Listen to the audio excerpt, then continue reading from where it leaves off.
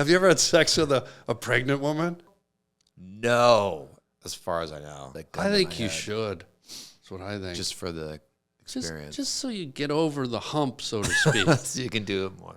You're riding down the Harland Highway. All right, hold tight on the Harland Highway Show. Harland Williams. Yeah. Check one, check one. Wait, let's see. Check, check. Ooh, that was, okay. Yeah. Is that better? Ooh. Let's see if I hear it. Check. Check. Check. Can you hear me? Check, check. What's your nationality? That's loaded. Well, I mean, if you're Czechoslovakian, I don't want to say the C word because you're dropping it you're like. good. So I can say Czech? Yeah, you could have just Czech. said, are you Czechoslovakian? Instead of what's your nationality? Because I mean. Yeah, but if I shorter. shorten it down, like I don't want you flying over this table and throwing No, down. it's smart. Check, I check. appreciate that. Check. Mick, what are you? Check. Check. Mick. Are you Irish? Ish. You're Irish. You have some Irish. Ish. Yeah. You're Irish. No, I'm just ish. Oh, you're ish. Yeah. Okay. Why do you keep insisting I'm Irish? I'm just ish. No, I was asking. I didn't know. Sorry. Sounds like a new Apple product. I-ish. Wait, hang on one sec. No, We'll get this. It's We'll get good. it. No, it's good. Yeah, it just when there's, it doesn't bother me. It's just if you're, if it's going into the recording thing, the fuzz doesn't bother me. It doesn't? It does. It doesn't bother me. But if it's, Is it really loud? Let me hear your it's headphones. like you hear like a when you have a loud sound, you hear like a gizz. Check one, check one, check, check, check. Can you hear like at the end like a little? No. No, not at all. Bro, I think we got to get you to an ear doctor. I mean, And while we're at it, can we Aneurysm? just send you to an eye, ear, nose, and throat doctor? Because Yeah. I'm guessing there's some other things going on. Yeah, well, I mean, look at you. yeah. No, I definitely, I haven't been checked in a while. Really? Yeah. Do you ever? Well, because doctors are so expensive. And have you ever done this just because you're like, I can't afford and you just go down to Jiffy Lube? I haven't done that, but yeah. Oh, dude, they lay you on the thing. It's like, you know that Yeah. You just slide up. You feel like Frankenstein going up into the lightning. It's so relaxing. And if you're lucky, you get hit by lightning, and then the guy gets under you and does all the proctologist, like drains your fluids. Everything drops right down into his face, into a pan. It's really good. I have to look into that because it is expensive. I mean, healthcare. Yeah. And I don't know about you. I changed mine to make it like $50 less, but now I have like a terrible doctor, and it wasn't worth it. Wait, so your doctor was too expensive? The plan I was on, I could use that doctor. Now this plan, he's not in the family, or they do that. He's not under the umbrella. He's not in the network, yeah. Okay. So now I do this other lady, and she doesn't care about me. Do you know what I mean? Like, it's not just a bad doctor. Yeah. I am like some kind of object that came in that she's clinically going blah blah, and there's just nothing. And you try to make a little rapport, and just nothing from her. You're just like a hood ornament. Yeah, and so, I worry that makes her not look deep enough into things. Yeah, it's just like very surfacey. Like, okay, yeah, you look good. Yeah, she's not even like that. Like that, I would actually appreciate. This would be enough. Yeah, like, just you a look hand good. wave. Yeah, I'm okay, but she's just like writing. But I had a cyst on my gallbladder.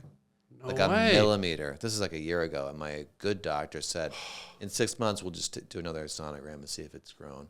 So then he's gone. Then I got another one, and I sent it to her, and it grew like to 2 millimeters, and she goes, "It's fine." Whoa. I go, "It's fine that it grew." No. So it's fine, and then didn't have any. So I probably should go back because it hurts really bad. My gallbladder hurts really bad. If you grew a cyst on your ass, that would be an assist.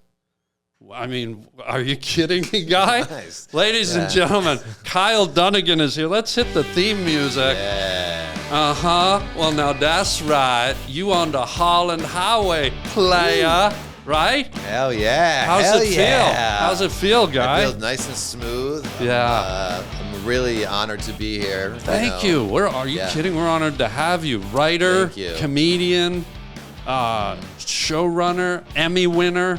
Showrunner. I'll take that. I Didn't don't you- think I am. I think you could be, though. I think could I was be. projecting my...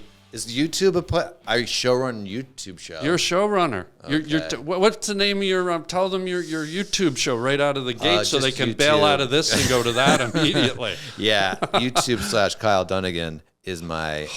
I got my own name and everything over there.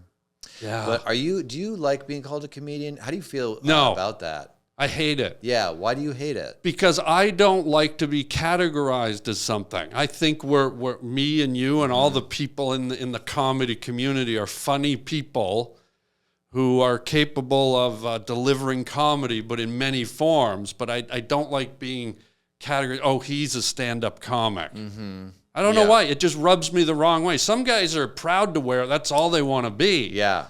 But and they're mad if you don't want to be all that. They get mad at you. Maybe they do, but I don't like any type of title. I guess if I was a brain surgeon, I go, I'm a brain surgeon. Yeah. But I don't know that I just like stand-up comedian, because guys like you and me and most people in the industry, we're so multifaceted. Acting, writing, do you dance? Knitting, I dance. You knit? I do. I can knit. I can. I did it when I was younger. What the My hell? mother knitted. Yeah. Knitted? Yeah. Knitted. Yeah. And I just was like 6 years old, my feet, and I just learned how to knit. And then it was kind of like a calming memory. I was in college, and I was stressed out, and something in me said, go knit. Go knit. Because it was back to my childhood. So I went to they have knitting stores, which you don't see unless you go, I want to go knit. You never see them, but they're there. So I went and I got like the whatever. I felt like I was getting porn. I was like, I'll take the 22 millimeter needles with the, and I got a bag, and I went to my college dorm. I was furiously knitting. And then my girlfriend at the time walked in and saw me knitting. Hold on. You were a knitter and you had a girlfriend. Yeah, it's rare. Well, I wasn't really. You must have been really good, because I would knitting and girlfriend don't always go together. Yeah. I would knit like tough stuff, like guns. What would stuff. you would knit guns? Yeah, and, Wow. like, knives. But she was like, "Are you knitting?" Like it did like dry her up. But anyway, that was just I haven't knitted much since. So following this logic, you knit a gun. Someone breaks into the house. You have to knit a bullet or a clip of bullets. Mm-hmm. You shoot the bullet. Does it even penetrate? Does yarn go through epidermis? It would have to be going really fast, actually. It could. Well, have you ever knitted a Glock or a 45 Magnum? Those are tough. You're going to have to crochet to get a Magnum. Probably need a permit, too. Yeah. Pearl stitch and a knit stitch would have to be used to... I was a quilter. Is that right? Oh, I quilted. I went right past knitting. I quilted like crazy. And, you always want to, like you said, you want to present people with presents. Yeah. And I'll never forget, in 1984, I knitted my family. I have a big family, there's 12 of them. And I knitted them an AIDS quilt. And you quilted them an AIDS quilt? Yeah. I quilted them an AIDS quilt, and didn't go over well. No, that seems nice. So they were the dead people who died of AIDS on your quilt? Well, they were healthy, but they felt like I was telegraphing. Like that they're going to get AIDS. Yeah, and it had their names in it and butterflies, and even one had a gravestone, just because I thought they would be the one that would get it first. You had the order. Yeah, so I got out of quilting. Yeah. And got into bocce ball. Have you ever done that? I love bocce ball. I'll tell you this, though. It's sad. I've bought... Every time I move in a yard, I buy a bocce ball set, and no one's ever played with me. I'll play. Okay. I love bocce ball. No one seems to want to play, and then I end up throwing out the bocce set every time I move. Oh, no, they're not cheap. You can't just throw them out. You know what's fun to do is, do you have seniors that live in your neighborhood? No. Go to the mall, Yeah, they play. Gather up some seniors over at the Glendale Galleria. Like get some old clothes at the vintage store at the Goodwill, something that smells like death. Go to the food court at the Glendale Galleria. Like they'll hone in on it. They can smell it. And bring them back to your house, and then instead of rolling the bocce balls, it's a riot. You just throw them at them, fastball, and just. I don't know if this is going there, but that does sound like fun. I mean, do you like to throw stuff at old people or no? Yeah, I do. Then this is gonna work, guy. Yeah. Bocce, the little ball is called the Paulina.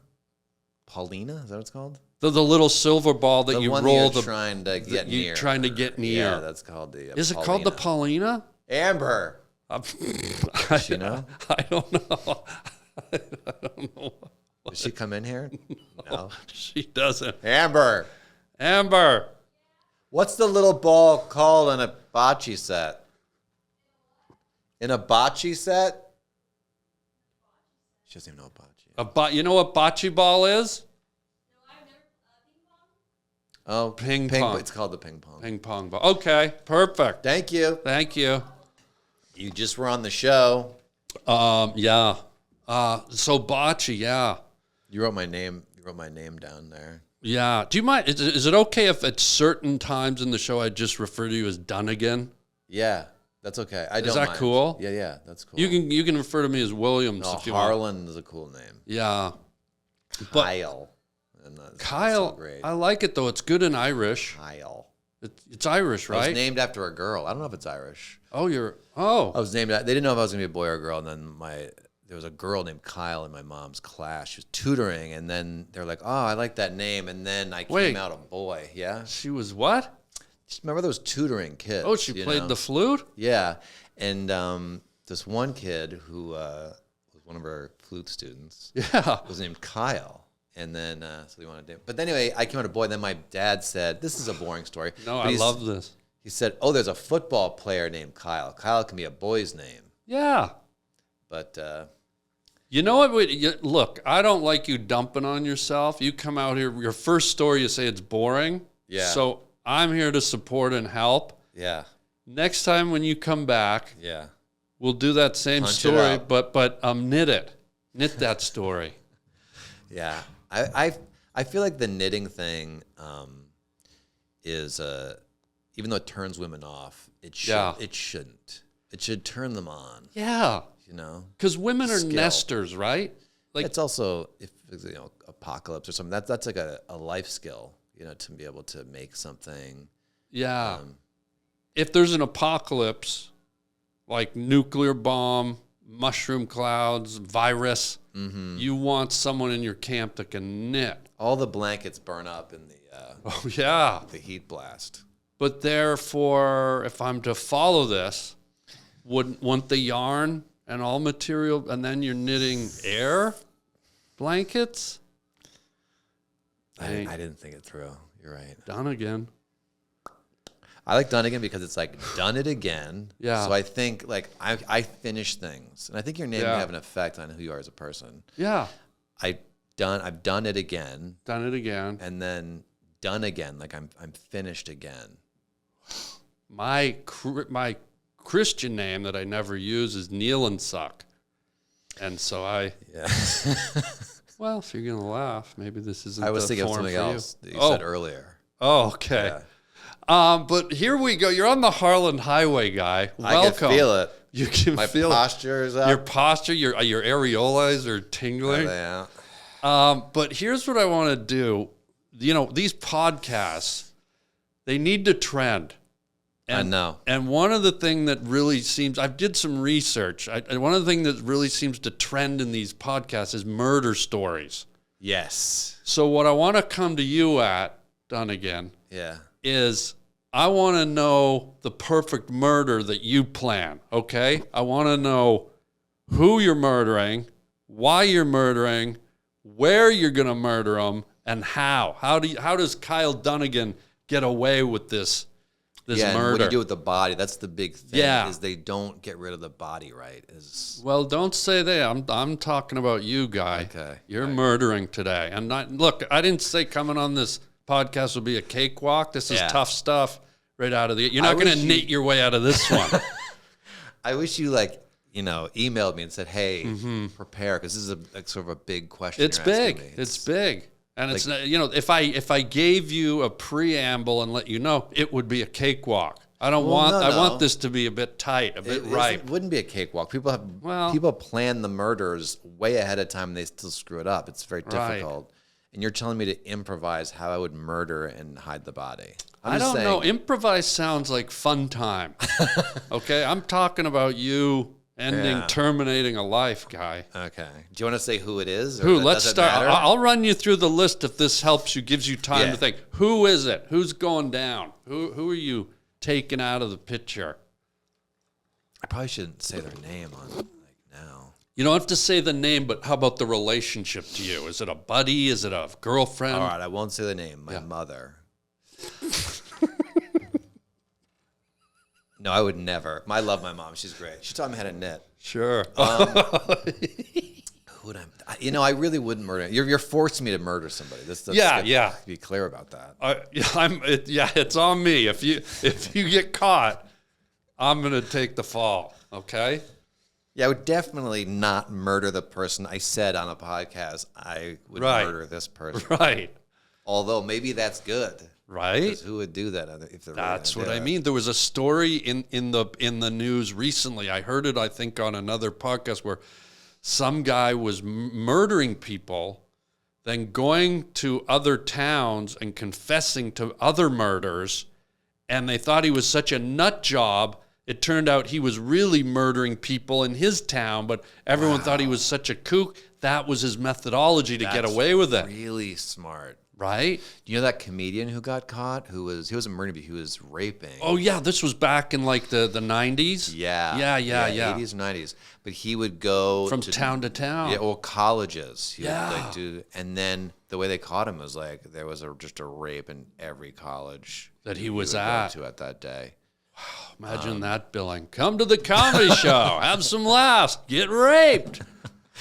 I don't think they put that on the bill. Well, they should have. They should have at least give the kids a warning. Yeah. Choice. Hey, have some laughs, maybe some profanity, and you may get raped. Mm-hmm. You decide if you want to attend. This was all to give me more time to think about. Oh, yeah. So who is it? And it could even be a hypothetical, You could say, hey, it's my doctor. It could be, it could be anyone. But I think what we're really trying to get to is how you do it. I think that's what the podcast murder freaks are like. I think it's easy to murder someone you don't know that well. So okay, nice. No, let's go with my doctor. Your doctor? Yeah, the guy the one that did this? It's a lady. You're kind of sexist. It's a lady. Well, girls can be doctors. I was doing a gay guy. Oh, yeah. Okay. You look fine. No, that was a good doctor. And this is also pull down your pants. It's a gay doctor. You look fine, and it also means pull down your pants so I can look at the goods. Yeah. They don't do the finger up the butt anymore. Do you know that? They don't? They find it doesn't do anything. Oh, God. When did they find this out? Because I was there last week. Yeah. That's what I heard. I might be wrong. But mine went a step further. He goes, do you mind, we're kind of an advanced clinic. Do you mind if I give you the shocker?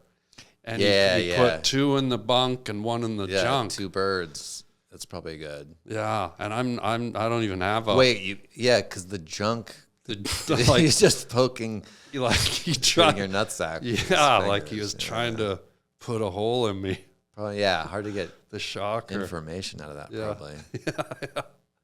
But I'm not a doctor. I dated a doctor, and it's really fascinating how... Tell me. Like, for one thing is when they go through their test, they do these fake patients. Like, people just come in to be a fake patient. Yeah. And give them like $20.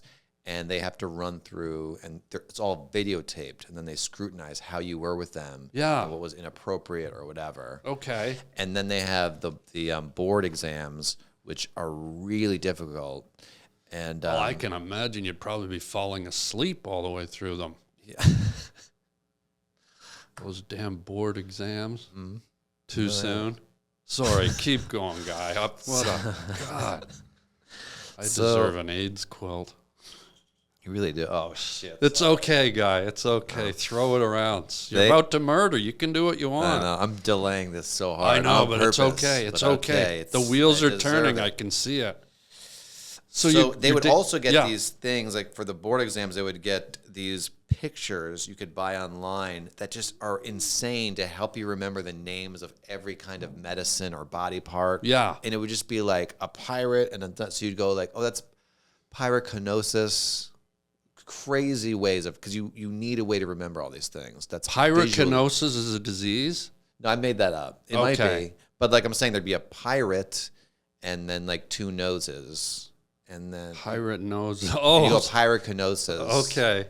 Like that. This is how they memorize. Really, like a little book of wordplay? No, like a giant like pictures. That's crazy ridiculous. Things, but it helps your memory. You have to visualize. That I found interesting. Yeah. Then they have just like a dead body room where it just smells and just when you donate your body, they like just this is where it goes. Anyway. Would you are you going to donate? I'm a donor, but not to like science. Like if someone needs like my gallbladder, which they won't. Well, it's got crawling with cysts. Cover. yeah. I mean, why would you do that to someone? Yeah. That's kind of a cruel final goodbye. Yeah. So you have your you've got the only thing you're on your donor card is your I said gallbladder. You can have that because I don't need that. And I don't want that anymore. It's got growing cysts on it. Yeah, but the lady said it's fine. The lady who doesn't care said it's fine. Yeah. All right, who am I going to murder? Yeah, who are you going to murder? How am I going to murder? Who is it? Who is it for? It's your Is it still your doctor? Okay. It's my doctor. Why are you murdering them? That's the next. I don't like her attitude. Yeah, she's not really giving you the personal one-on-one treatment. She doesn't care about me. She doesn't look at me like I'm a human being. So now I can murder her because I don't feel like you're a human being either. I'm able to do that now. I can now murder because I'm not visualizing her as a person. So the way I murder her. Yeah. I mean, it's got to be. No, first it's got to be where. Where do you do the murder? Okay, we're going to. Yeah. I'm not hiring anyone. That's the big problem. You've got to do it yourself because there's a weak link. If you hired someone, they're going to crumble. Yeah. If they get caught and they're telling you. Yeah, you've got to do it. The more people you bring in, that just increases your chances of getting caught. Okay. Yeah. All right, forget your phone. Don't bring your phone anywhere the week before the murder. You're going to. Like, don't bring it anywhere you're going to. Oh, yeah, you. Yeah. Okay, good. All right, for a week, I'm going to follow her schedule. I'm going to follow and know her schedule. Yeah. And I'm going to leave my phone so that they can't track me. Right. But find out where she lives when she's not home. I'm going to put poison just in every drink. So this is how now? We're at the house. It's at her home. How do I get the poison, though? That's a little sticking point. You got to get. What's the poison? It's got to be something tasteless. I'd have to do McDonald's. A research. I have to do research on. I have a lot to say about McDonald's. My dad owns McDonald's. I have a lot of research on. Your dad's Ronald McDonald? Yeah. No wonder you're in the comedy scene. Yeah, I know. God. There's really no choice. I got to find a tasteless poison. Okay. You know? Do we know of any? No, this is a problem. This murder. Okay. You know what one? Maybe you're just curing thirst and not murdering. Yeah. All right. Here's what I'll do. Here we go. I'm gonna make love to her. I'm gonna meet her and romance her, make love to her, and we're gonna become a couple. Do it. Then we're going to go to like some. Then we're gonna go to like Joshua Tree or someplace with cliffs, and she's gonna slip. She's gonna slip and fall. It's gonna be a push. People can't tell you pushed them. And then I'll just come back and say she fell and be. She fell off cliff. Yeah. God, how tall is he? Got to be at least 3 stories. God, he's a giant. Yeah. Wow. How would you murder? Have you thought about this? Yeah. You must have. No, I haven't, but I'm willing to. Look, I put you on the spot, so I got to play the game too. I feel like, I really got to think about that. Yeah. My wheels turning. Because also, like, how do you get rid of let's say you have the body. Yeah. That's the real place where they screw up. How do you get rid of the body? Well, I think you had them going off a cliff, so nature takes care of the body, but you have to worry about if they find the body before nature takes its course. But it's landing in like a wolf pack area. Yeah, so it's done. I mean, they're going to find scattered bones. That's what you want. Yeah. Yeah. The body. But here's the thing: if you execute the murder so perfectly, it doesn't matter if they find the body, because you've executed the perfect murder and they can never trace it to you. Okay. See? So even if they found the body laying beside you in your own bed, you have to execute such a perfect murder that they can never tag you. The worst one was that guy who killed put his kids in those oil drums. Oh no. What's his name? What? Oh. Killed his wife. It's always like there's some woman he wants to be with. Like Scott Peterson did the same thing. Like some woman comes in, their wife's pregnant, has little kids. Yeah. And the number one person to murder you if you're a pregnant woman is your husband. That's a fact. Imagine if it was the kid. One day you're laying in bed and just an arm comes out of your belly with a knife and your own kid murders you. He has a knife in the womb? Yeah, he times it like what's the gestation period for a baby? 9 months. Mm-hmm. Like on the 2 days before he's supposed to be born, he's like, "Fuck you, I hate you, Mom." Yeah. Like Jim Morrison, just an arm comes out and just, "Mother, I want to." Yeah, you know. Yeah, like that'd be amazing. A baby murderer. Mm-hmm. Or instead of sometimes the mother wraps the umbilical cord around the baby. Yeah. The baby sticks his arm out in the night. It's a cowboy baby. Lassos his own mother and fucking.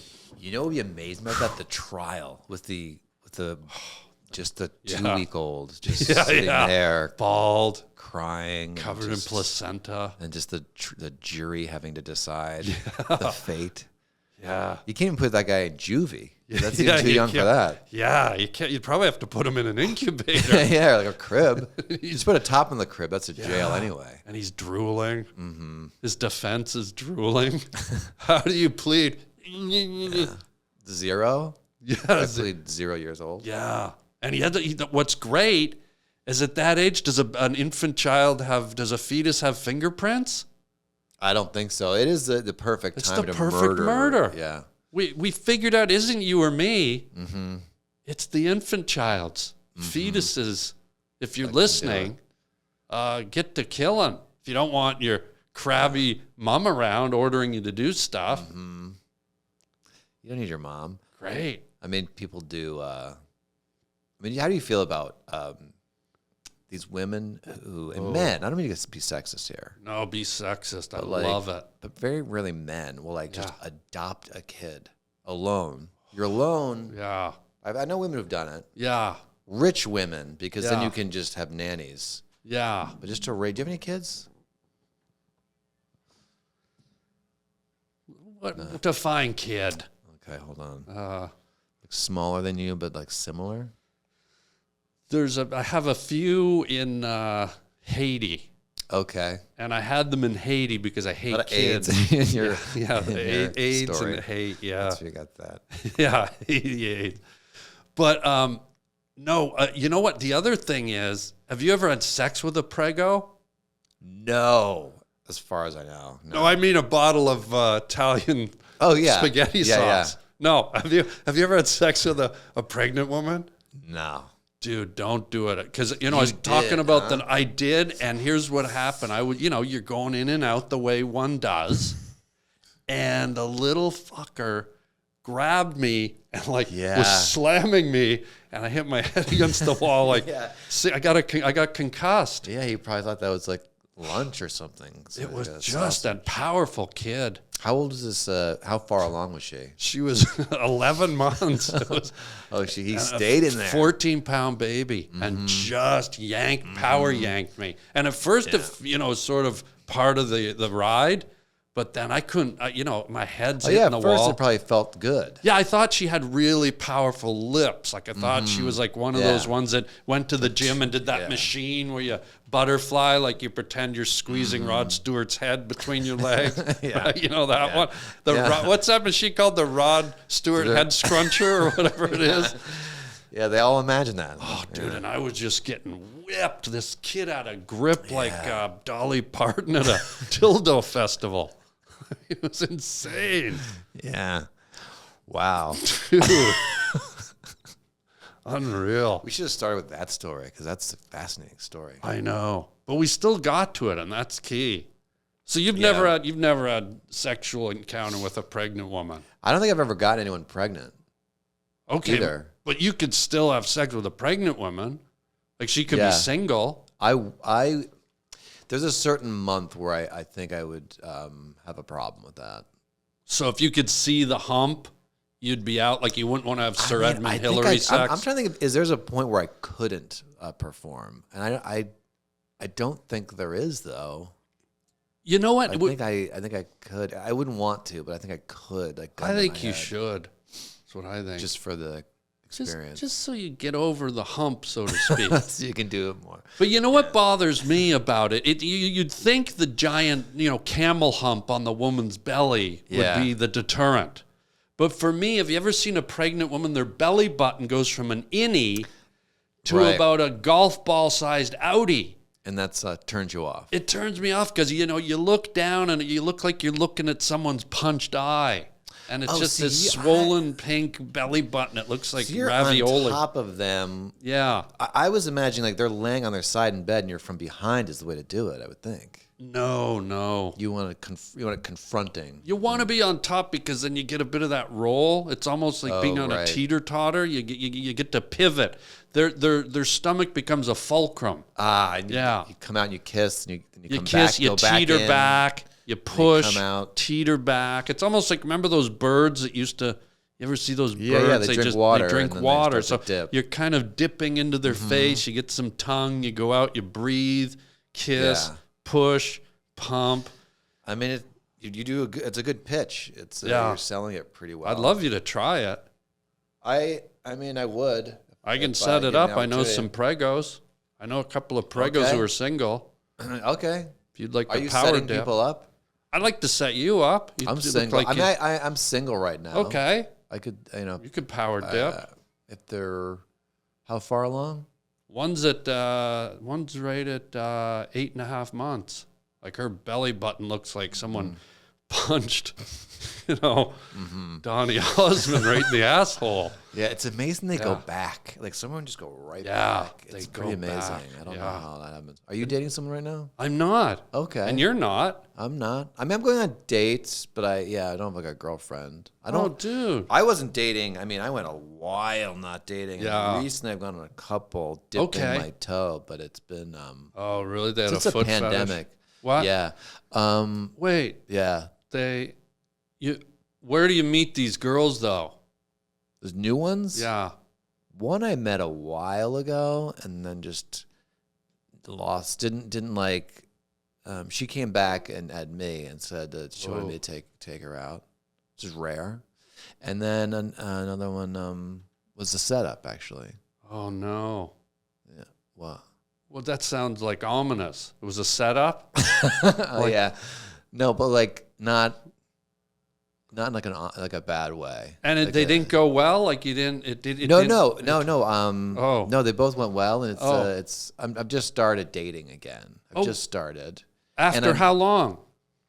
Well, my last girlfriend. Yeah. I've had dates in between, but like I haven't had a girlfriend in years. Probably like since like probably 3 or 4 years. Oh, that's okay. I am actually kind of okay alone a lot. And I'm very busy. Yeah. So I don't feel lonely. I'm alone, but I don't feel lonely that often. You know what I mean? Yeah, you're good at, you can cope on being alone. Yeah, I talk to myself. I feel like that's good. Like someone else is there. Maybe you don't need a girlfriend. Maybe because won't a girlfriend infringe on that aloneness that you're adjusted so well to? They probably have to understand that I'm probably not going to be like a full-on codependent. We do everything together, but I think most people don't want that. Would you sleep in the same bed, or would you have separate? Sounds like I'm hearing you'll have separate bedrooms. Are you into that? You'll get her an apartment, and then you'll get her own apartment, like Woody Allen did with. Yeah, like Woody Allen. Wow. So you date her, She lives in, get her own in apartment. Vegas. I'll get her apartment in Vegas, and then Wow. you know. Wow. No, I'll sleep in the same bed, but they can't have like bed issues. Like what? Dutch ovens? Has a girl ever Dutch oven you? No. Yeah, I wouldn't love that. That happened to you? Oh, I got Dutch oven once, and it smelled like someone just kicked the door in at an outhouse at a Lilith fair, like well, the Red Hot Chili Peppers were just on stage for their 4th encore. It was beautiful, right?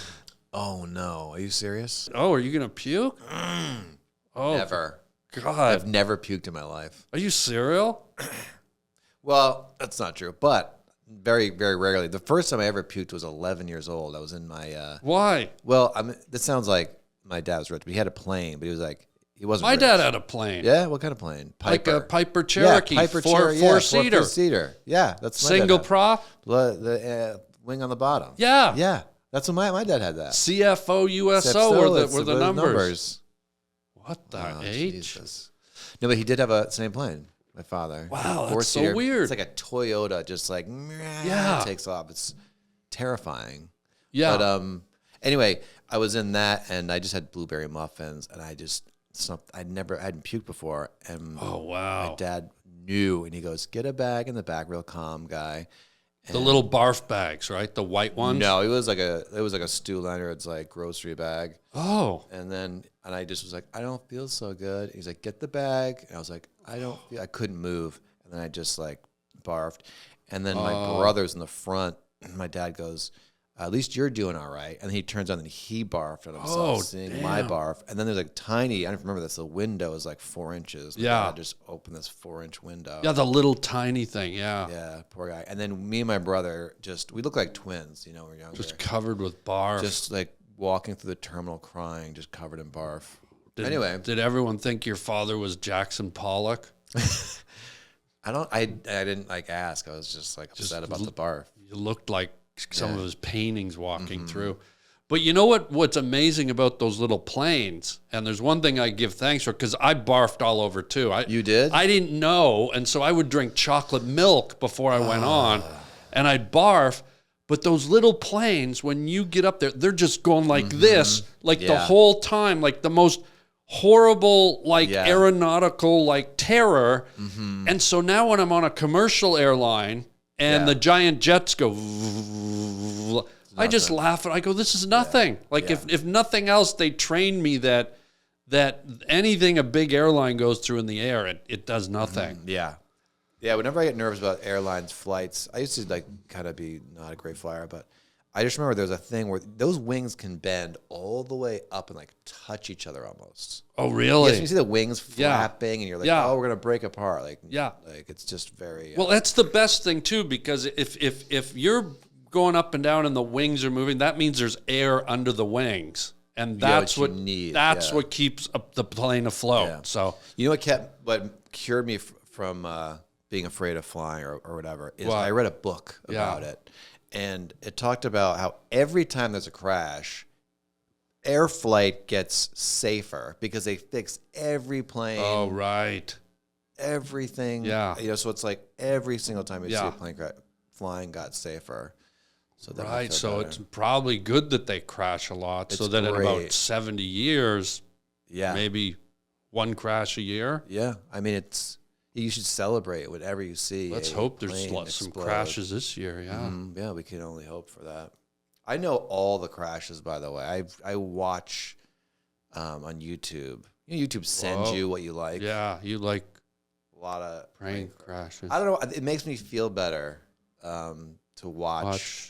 Because it's them, not you. Kind of. I also am just, I don't know, fascinated by what people say right before they die. They have the cockpit recording. Yeah, what do they say? It's upsetting and disturbing.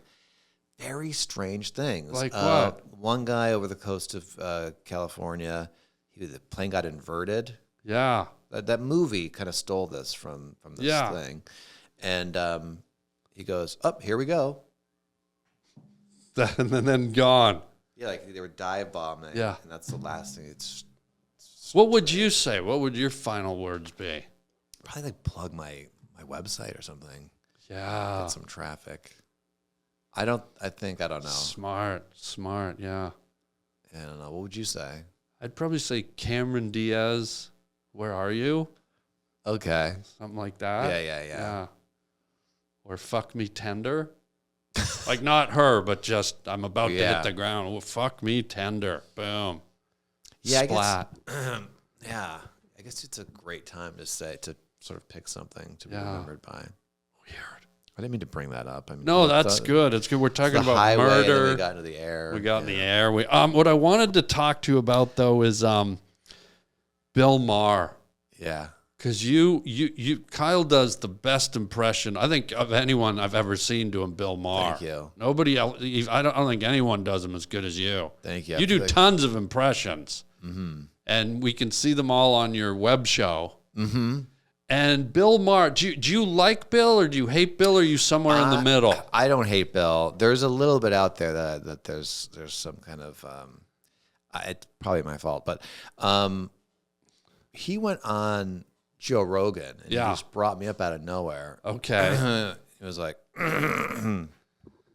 said, what did he say? He said something. He was like, he goes, oh, I saw you had some guy doing a terrible impression of me. That's what he said. And Joe's like, Kyle, he does great impressions. He goes, hey, Jamie, put that up. And he goes, if you play that, I'm leaving.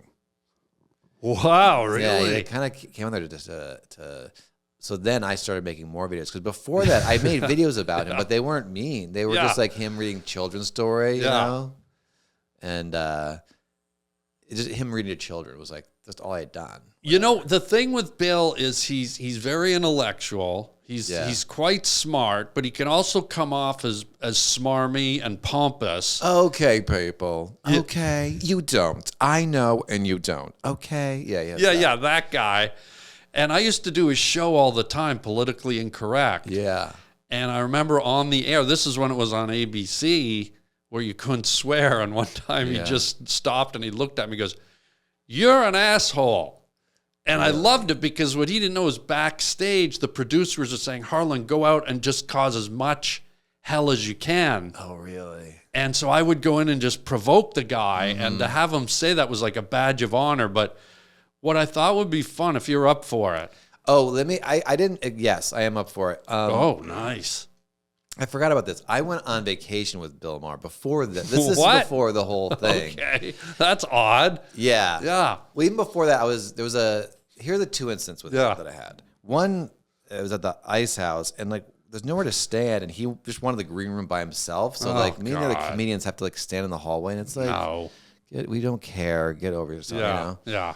That I didn't like, but whatever. Don't do that. Prima donna shit. Yeah, now we have to stand for. Yeah, don't do that, and don't be one of these comics that comes in and just goes, "Oh, I'm here, I'm gonna go up," and you knock everyone else out of their time slot. Or if you do that, do short and also apologize. Yeah, I'm okay with that. Or even ask the other guys, "Hey, is it okay?" Yeah. But don't just strut in and then do like 40 minutes or you know it. Yeah, that's not cool. No, it's really not. Yeah. If you drive there, and then you have to go home because you got bumped by like Dave Chappelle or whatever. He goes so long. Oh, if Dave goes up, he'll do an hour, 2 hours. Yeah, I hate that. I'll just leave. Oh, yeah. I'm like, no, not on my time. Yeah. But I've done that, and I thought maybe they didn't even notice I left. You know what I mean? I thought they'd be like, oh, Kyle. So then the other thing was I was going on vacation with a girl I was dating at the time. And we missed our flight, and she was friends with him. And he goes, "Why don't you come on my plane?" So we went on his private plane. Yeah, he had a private jet to Hawaii. He does like a show there every year. Wow. So I'm on this, and he just was real dismissive of me, and I really, I was already insecure. Yeah, you know, like I didn't even want to be there. Yeah, and just like we'd have people be talking, and then he's just like back would like get me out of the circle of people talking, you know. And I was like, this guy. So I started to study his voice. Good. Well, this is how we have fun with him, because you know he's quite smart, and he's sort of hard to get when you go on his show. And if you watch his show, he seems to have an answer for everything. Yeah. Okay. So I thought there's a way we can get him, and just a short skip, but we do a thing where you're Bill, and you're interviewing the dumbest. I think dumbness is what can trip him up. Because if you're intellectual, or you're smart, or you're clever, he can bounce with that. Mm-hmm. But if he's talking to the dumbest guy in the world, I think that's where you get Bill Maher frustrated, off his game.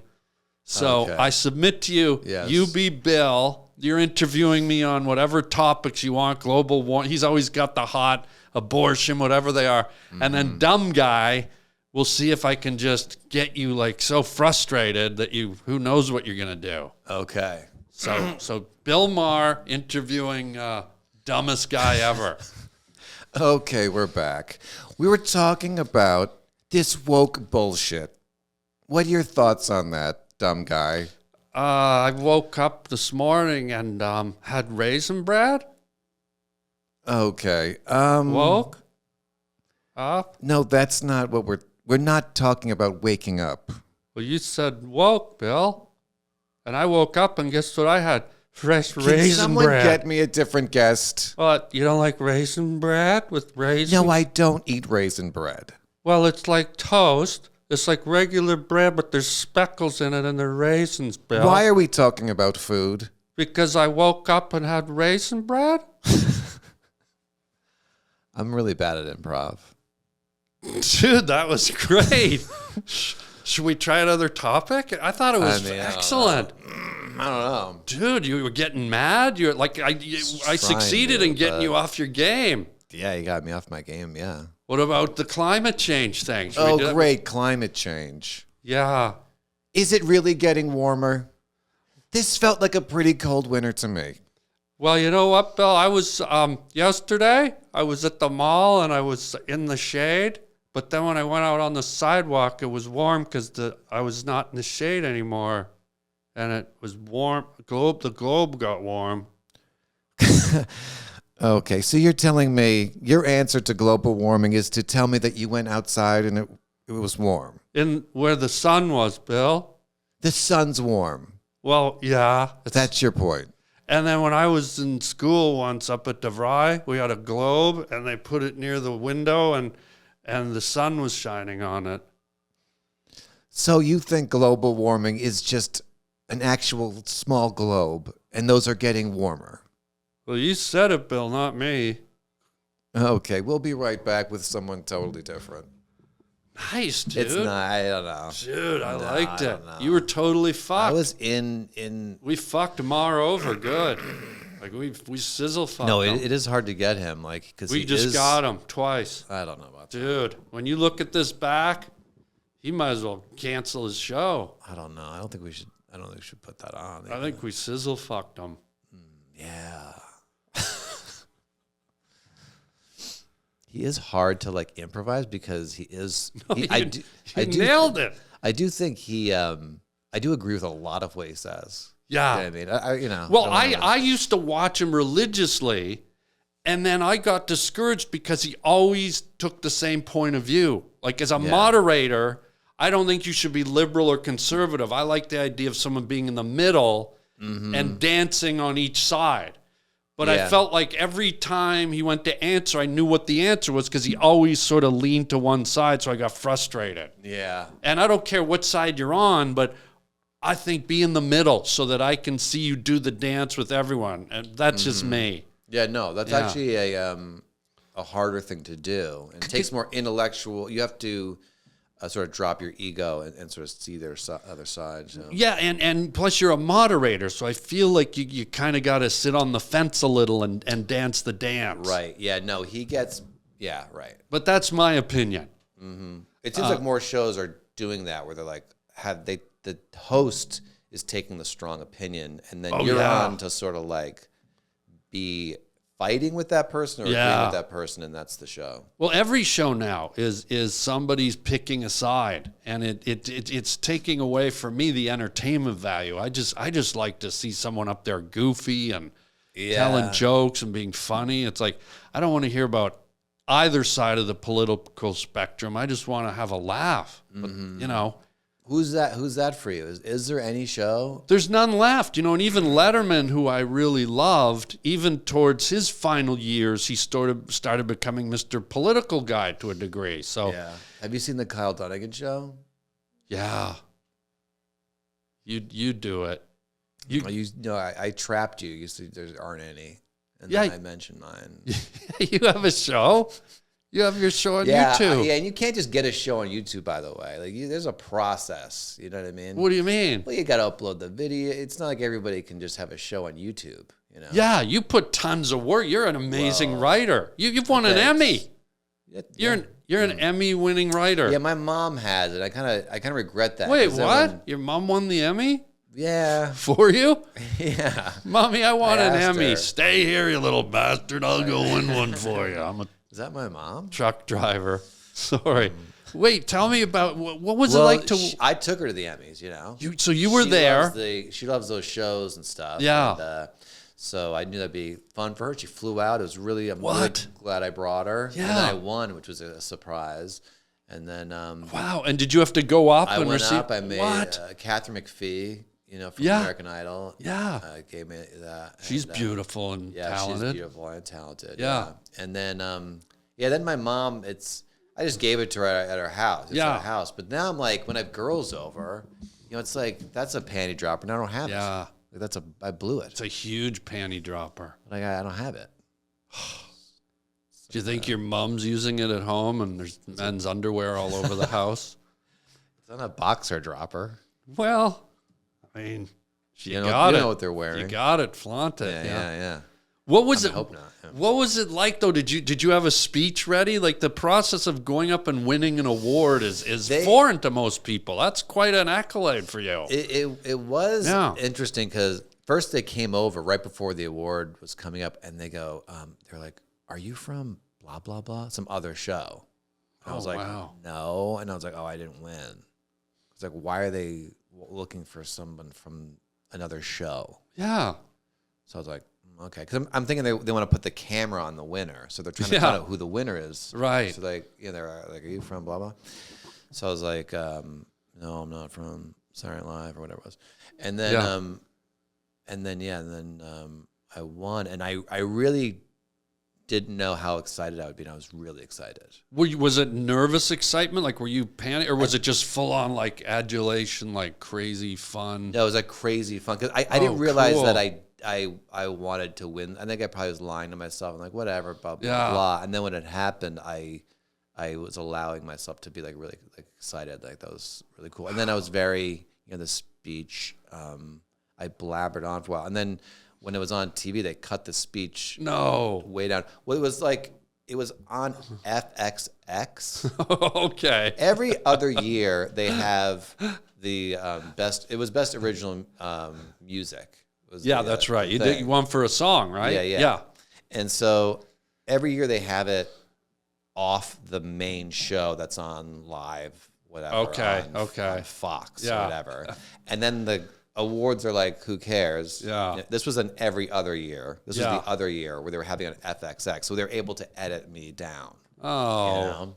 Wow. How long was your speech? How many It's minutes? long. It's a long. Like how many minutes? No, it's probably just like 35 seconds. But they literally They and I cut it thanked down to every- what? Right. From 35 seconds to 10, So maybe. it was just like, maybe hi, not. thank yeah, you? Basically, Oh, yeah. no. And I did thank a lot of people. I mean, it was the Amy Schumer show. It was Yeah. and the writers had, a lot to do with it. And Yeah. and Kurt Metzger was like key in that song. I wrote the music and Yeah. I wrote some of the lyrics. Right. But like they just gave it to me. So You know what I all the mean? people included in the song were watching it, expecting to hear you say thank you, And I thanked and you all of them. blocked them all. They I blocked said them all out. their names, Yeah. and I was very specific, Yeah. and they just Cut them all. I was just like, I did all this, and I walked off the stage. They That's were what that like, looked "You prick! You I didn't think mention our probably. name." Although who watches FXX? Nobody. I don't know how, but I think they did see it. I think they did. So, see it. well, congratulations! That's Thanks. exciting. That's huge. It was exciting, yeah. But take me back to the world. You didn't give the Emmy to your mother. You walk in the door Yeah. with a girl after a nice dinner at an Italian restaurant, a little bit of wine in the system. Mm-hmm. You slap on some Kenny G. You lower the lights, I do. light some Pottery Barn candles. Yep. And here comes the Emmy. Is it on the mantelpiece? Is it on the fireplace? I don't take it. In my mind, I don't take it out. It's where I'm like, oh, is that there? Do you know what I mean? Like, I don't even realize it's there, but they have to run into it. Right. In order to get into my house, they bump into it. So maybe it's on the floor on the way to the kitchen. Floor. Yeah, or it's a doorstop. Yeah, you're like, that. Whoops. What? Oh, like kind of like a fake. How did that get there? Yeah. And then what happens? And they say, "Oh, what's this?" And then I say, "Oh, that's just a Emmy I won for something. You want some water?" And then I'm on to them. I ask them questions. Like, give the focus over. I've gone on. Do you date? Do you go on dates? Yeah. I've gone on some weird dates. What? Tell what? Well, I what think it might be L.A. This one. This isn't recently, but like this one girl. She's texting. Yeah. And like, they'll pick a restaurant that's like crazy expensive. Yeah. It's all right. You know, whatever. But well, of course it's all right because you're always paying. Yeah, right? yeah. It's all right for them. Yeah, that's the one thing that didn't carry over to the equal rights. Yeah. If you noticed. No, not at all. I mean, yeah.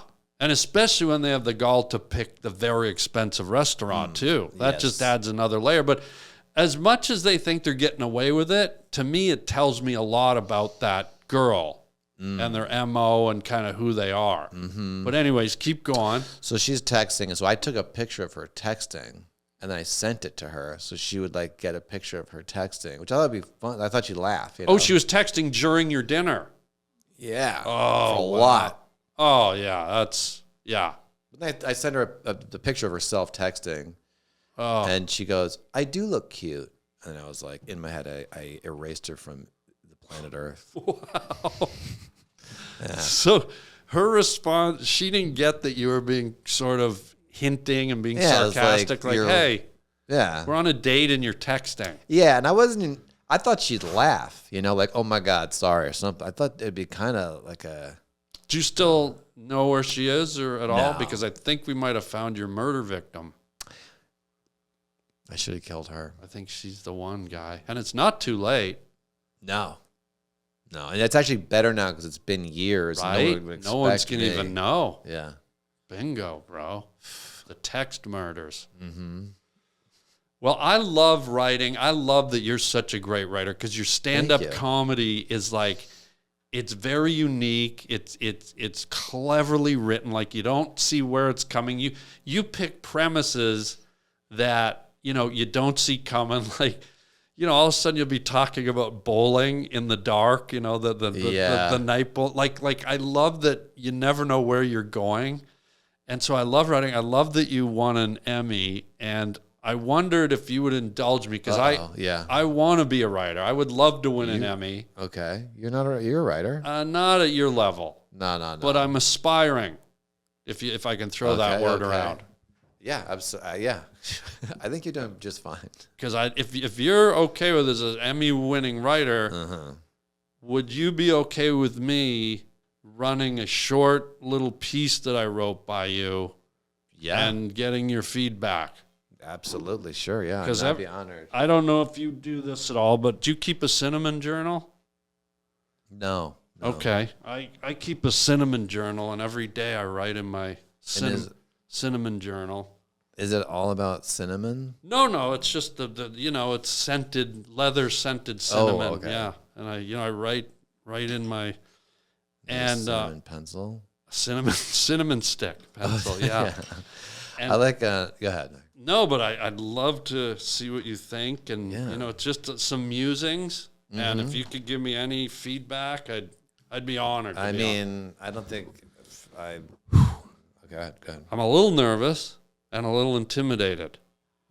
No, don't be.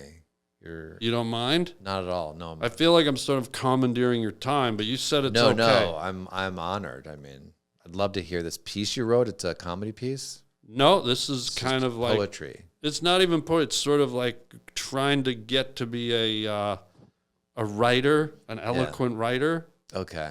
And it's in this. You want me to give you feedback, like criticism, or just or like constructive criticism? But like some people. No, I can handle it because you're an Emmy winner, and I'm trying to get there. Okay. I'm trying to climb the hill. So anything you say. Mm-hmm. All right. You ready? Yeah. I sit by the sea with the wind in my hair. No, that's not going to work. Let me try another one. Wasn't a bad start. Wasn't bad. Really? I mean, it almost wasn't enough to be good or bad. Okay.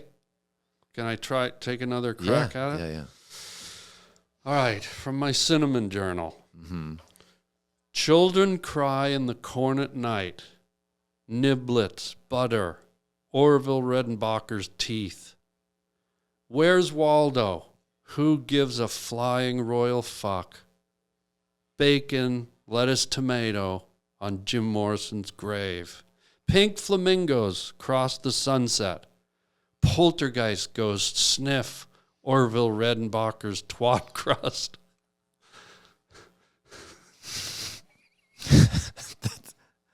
I'm not done Oh, yet. I thought that because that was a pretty good end.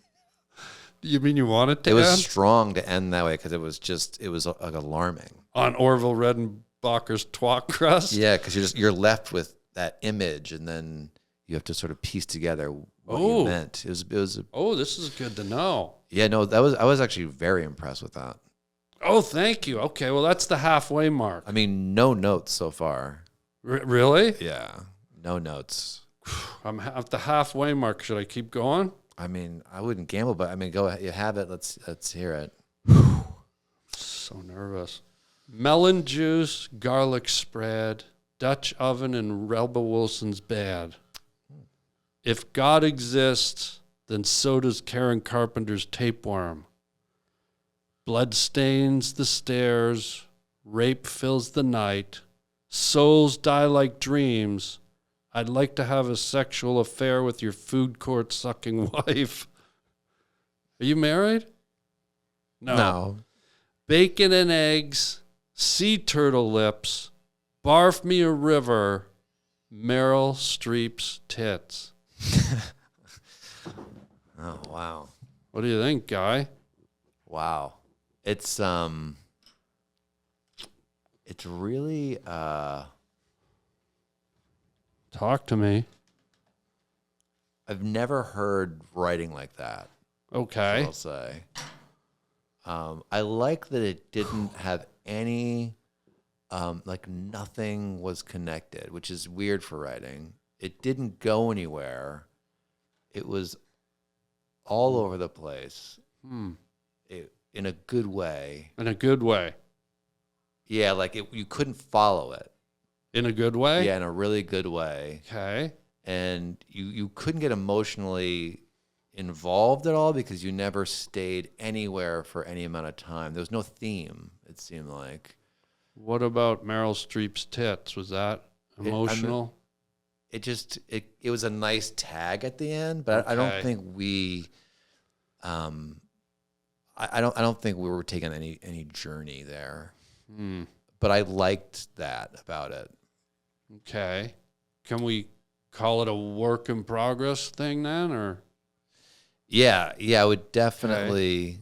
I mean, I'm not sure how you're going to get an Emmy with that type of writing. Is that was your goal in the beginning? You said. Well, I just want to get my foot in the door. I want to. Yeah. Well, I'm laughing at something else I heard earlier. Oh. Yeah. Okay. God, cinnamon. Does it really smell like cinnamon? Yeah. Would you like a sniff? Yeah.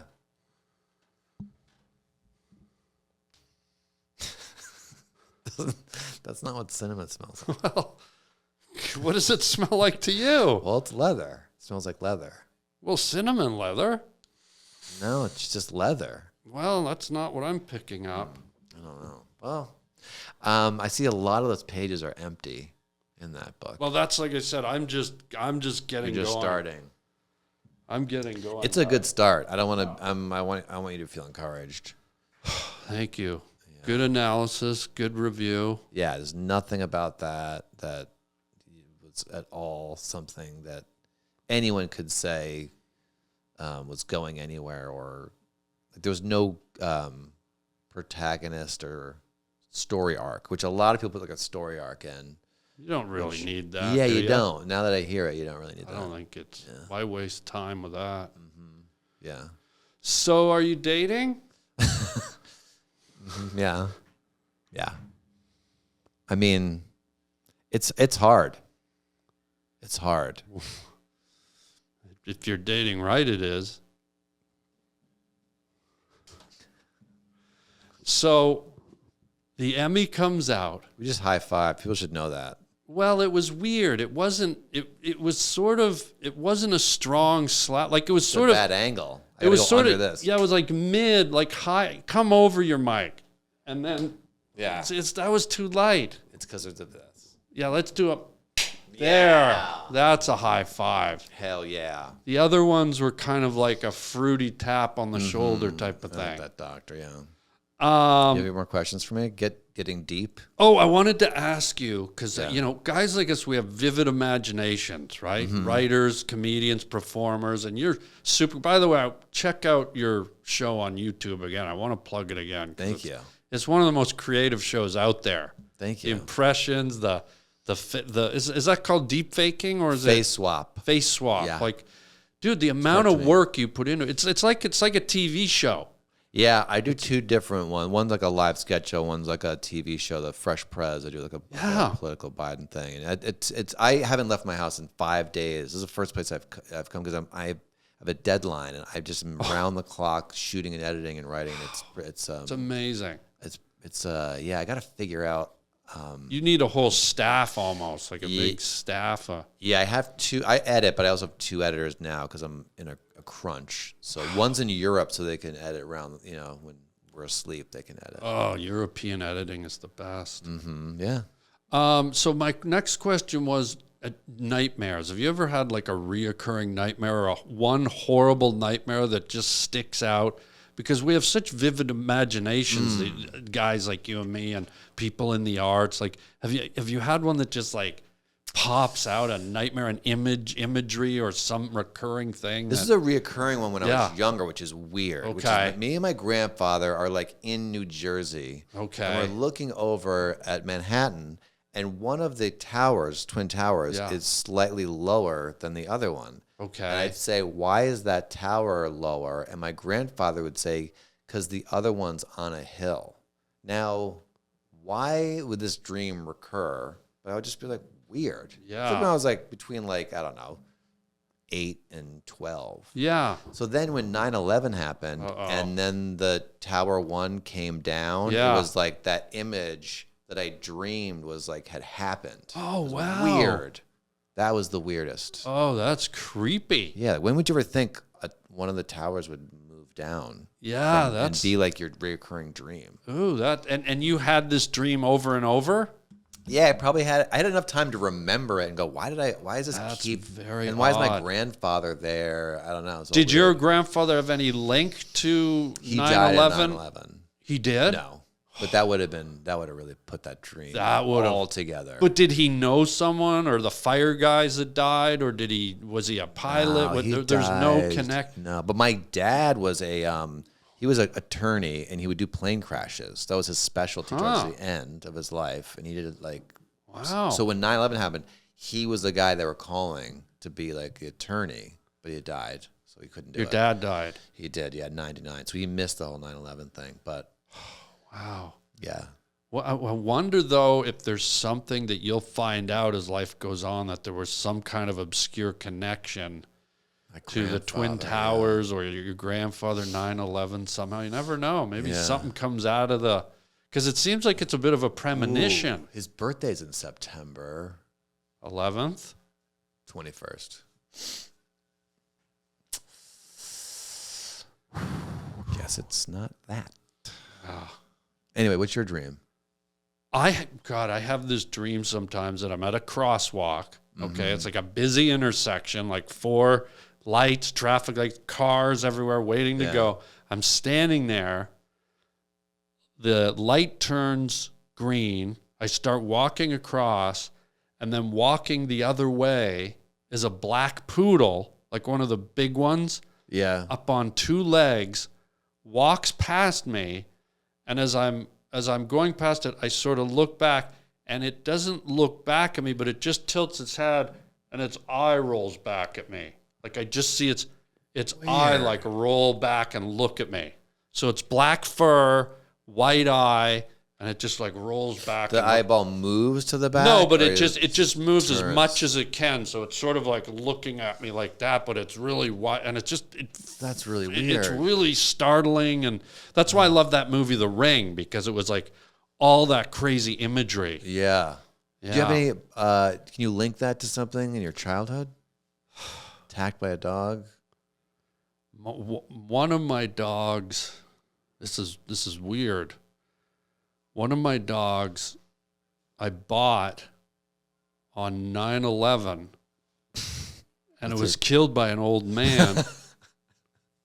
Well, if you're going to laugh, maybe. No, I was just thinking about your poem earlier. The last thing I want to talk, going back to the award show, because the Oscars was recently, right? Mm-hmm. Did you see Everything Everywhere All at Once? I saw it when I was really high, and I didn't understand any of it. Oh, okay. I don't know if that's a good movie or not. Why? Because I really liked it. It was like my favorite movie of last year. And I just wanted to say, movies lately have become very blasé for me. I never used to walk out of movies. I find myself walking out of movies more than I used to. Yeah. And that movie... to me, hit all the elements of what a movie should do. It made me laugh. It made me cry. It made me enjoy the drama. It made me think. It made me root for the action scenes. Like, it just had all it pushed all the buttons for me. And it was also very, like, artistic. There's one scene where it's like all this kung fu stuff and this Matrix stuff, and then smash cut to the desert, and there's two boulders sitting on a cliff looking out over the desert. Yeah. And they're talking to each other. And it's like a 3-4 minute scene of two rocks in the desert just chit-chatting. Why? Because I was high. Why? What was that? Why'd they do that? I sort of forget, but I remember this is fucking beautiful. Like, I love it that... And that's what movies should be doing to me, is pressing those buttons where we're exploring the imagination and just, I don't know. And so I was really happy it won because it's so... Anyways. Yeah. Yeah, it's really, it's hard to... You ever try to write a movie? It's really hard. I've written probably 20 movies. Yeah? Oh, yeah. I've sold a few. Yeah? One's been made that I wrote, and then... Which one? It's a movie I wrote called Fudgy Wudgy Fudge Face. And then... hopefully, maybe this summer, I can't talk about it now, but I might be doing another one that I wrote finally. So, but it's tough. Wudgy Part 2. No, I wish, but it's tough. It's just like you get to page 70 and you're like, oh, it's almost like chess where it gets exponentially more difficult the longer. It does. Really? Tell me why. Why? Well, it's like you have to, you set up all these different plots. You got to hit certain marks or the audience goes, this movie sucks. You have to have some... they call it an inciting incident or whatever. Something happened within 12 minutes, or people go, this is boring. Like crazy has to happen where it like flips the thing around. And then you need like the Act 1 plot point, and then you need like the all is lost moment at the end of Act 2, and then you need like to find a new way to win for Act 3. Right. If those things don't happen, the movies, people don't like it. Yeah, and sadly, that's what I was alluding to earlier. It's become sort of a recipe book. It's almost become a playbook, like page 12 this, page 23 this. And I think that's why I appreciated Everything Everywhere All at Once, because it sort of broke those boundaries to a degree. Yeah. And that's what your Cinnamon story did. It was everywhere, all at once, everything. All over the place. All over the place. But nothing at all. In the end. Yeah. Well, speaking of words, Dunnigan, we usually end the show with a very special thing. Have you heard? It's called Words from a Wooden Shoe. Sure, yeah. And what we do is we reach into a Dutch clog, and there's a couple of words in there, and you just pick one out and see if, Well, there is literally only two. There's two. So which one do you pick? How could they wear these shoes and not... This seems so uncomfortable. They really wear those shoes. Yeah. And okay. What's it say? It says daddy moment. Oh. It's funny that I picked this because at the Comedy Store, like when I would go on after you, I don't know if you remember this. Yeah. You would always introduce me, say, This next comedian is my son. Okay. and he would make a joke about it. Yeah. And they would think your son was coming up. And I would come up, not much younger than you, and they'd all be confused. And I'd have to dig myself out of that hole. Yeah. Oh, sorry. No, it always made me laugh. I love that. So I love that I've got daddy moments. Yeah. It's funny because you shared a granddaddy moment with your dream, but is there a daddy moment from your life that really poignant, stands out? Yeah, I mean... Oh, boy, here we go. I feel like you want me to cry. Is that... I would love it. It would be good. It would be. I would love you to cry. I cried. Let me try to... I cried. This is... I got two. Oh, great. Okay. Bring them. One, I was in this play when I got out of... I guess it was like... I was probably 18. I was young. Okay. And I got hired at this theater to get paid to be an actor, which was like not a thing I ever did before. And it was I played 6 different roles. It was called The Dining Room. And there was like 5 actors play a bunch of different roles. Yeah. So I got this part, and then my dad came the first night, and we got a standing ovation. Wow. And my dad, everyone stood up. The second night, my dad came again, and he thought there'd be a standing ovation. So he stood up, but no one else did. Wow. And my dad was a very shy guy, but he stood there. Like for me, he stayed standing up, which I thought was like just really nice. Wow. And I knew it was hard for him. That's a great moment. And then... But wait a minute. Yeah. Before you go into the next one, when someone stands up for a standing ovation... Yeah. Usually that leads the charge, and everyone else gets up. They decided it was not good enough. So that play did not go well. That night, they did not want to stand. 6 rolls. I'm surprised they weren't throwing rolls. Yeah. Well, it doesn't mean it was terrible. Well, they clapped. When one guy gets up and nobody follows, I mean, it's almost... He was kind of in the back. You know what I mean? Does that help? Sure. Some didn't see. I think he was in the front row. They would have got up. Just to see. I mean, let me just imagine that was a good play. And you're still not crying, by the way. But that's I could have. I didn't because that is emotional for your dad to kind of throw himself on the sword. Yeah. And sing, and a shy guy. Real shy, really shy. Like I know that was painful. And then he had to stand there in that moment and be the focus. There. Yep. And everyone's just looking at him. Yep. And everyone's not only are they looking at him, they're probably like, what's wrong with you, bro? That wasn't a good play.